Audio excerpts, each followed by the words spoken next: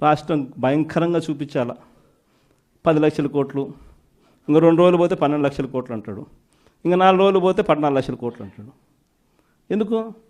Super 6 ఎగరగొట్టడానికి, super 7 ఎగరగొట్టడానికి మళ్ళీ ఒక అబద్ధం. అంటే ఇంకో పెద్ద గీత గీయడం.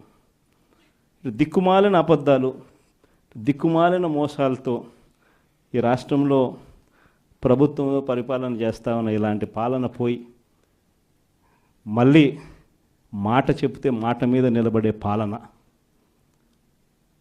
ప్రజలకు ఏదైనా కూడా సమస్య వస్తే ఆ ప్రజల సమస్యలను చూసి కనీసం తప్పించే గుండె ఉండే ఒక మంచి పాలన మళ్ళీ రావాలి అని చెప్పి ప్రజలందరూ కూడా మనస్ఫూర్తిగా కోరుకుంటా ఉన్న ఇలాంటి సమయాల్లో వైఎస్ఆర్ కాంగ్రెస్ పార్టీకి నా అన్నదమ్ములుగా, నా అక్క చెల్లెమ్మలుగా మీరంతా నాకు తోడుగా నిలబడతా ఉన్నందుకు మనస్ఫూర్తిగా మీ జగన్ మీ అందరికీ కూడా మరొకసారి హ్యాట్స్ ఆఫ్ చెప్తా ఉన్నాను.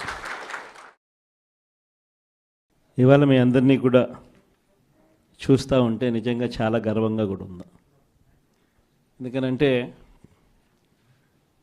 రాజకీయాలలో ఎప్పుడు కూడా విలువలు ఉండాలి, విశ్వసనీయత ఉండాలి అని చాలా గట్టిగా నమ్మిన వ్యక్తిని నేను అలాగే ఉంటాను, పార్టీ కూడా అలాగే ఉండాలని చెప్పి మొట్టమొదటి రోజు నుంచి కూడా ఆశించాను. కానీ ఈసారి మాత్రం మిమ్మల్ని చూసినప్పుడు మీ అందరూ చూపించిన తెగువకు, మీ అందరూ చూపించిన స్ఫూర్తికి నిజంగా మిమ్మల్ని అందరికీ కూడా హ్యాట్స్ ఆఫ్ చెప్పాలి.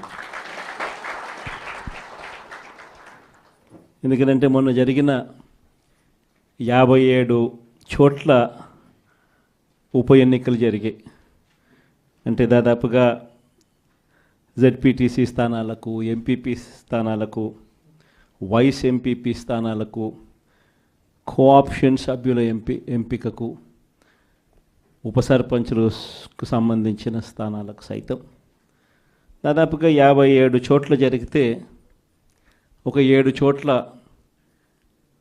అధికార పార్టీకి గెలిచే పరిస్థితి లేదు కాబట్టి ఒక 7 చోట్ల ఎన్నికలు వాయిదా వేశారు. మరో 50 చోట్ల ఎన్నికలు వాయిదా వేసే పరిస్థితి లేక ఎన్నికలు జరపక తప్పని పరిస్థితిలో ఎన్నికలు జరిపారు. జరిపిన ఈ చోట్ల కూడా దాదాపుగా 50 స్థానాలకు గాను 39 స్థానాలు వైఎస్ఆర్ కాంగ్రెస్ పార్టీ కార్యకర్తలు గొప్పగా తెగింపు చూపించి గెలుచుకోగలిగాం.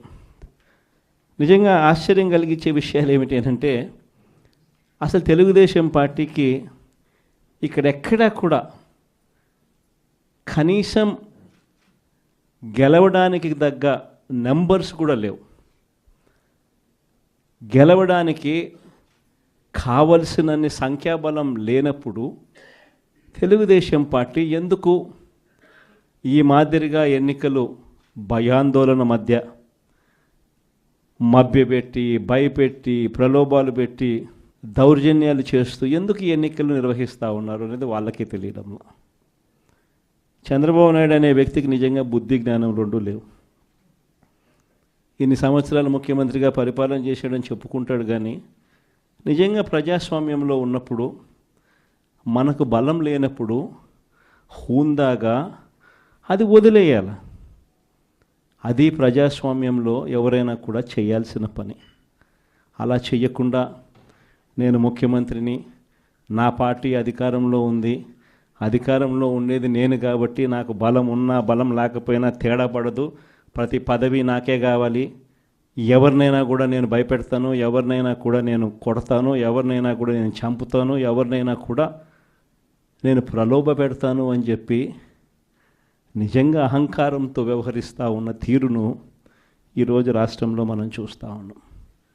ఇది ధర్మమేనా, న్యాయమేనా అన్నది నిజంగా ప్రతి ఒక్కరూ కూడా రాష్ట్రంలో ఆలోచన చేయాలి. ఇలాంటి పరిస్థితుల్లో ఒకవైపున చంద్రబాబు నాయుడు గారి పాలనలో దాదాపుగా సంవత్సరం అవుతూ ఉంది. మే 13వ తారీఖున ఎన్నికలు జరిగాయి. ఈ మే 13వ తారీఖు వచ్చేస్తే సంవత్సరం అయిపోయినట్టు. అంటే దాదాపుగా 11 నెలలు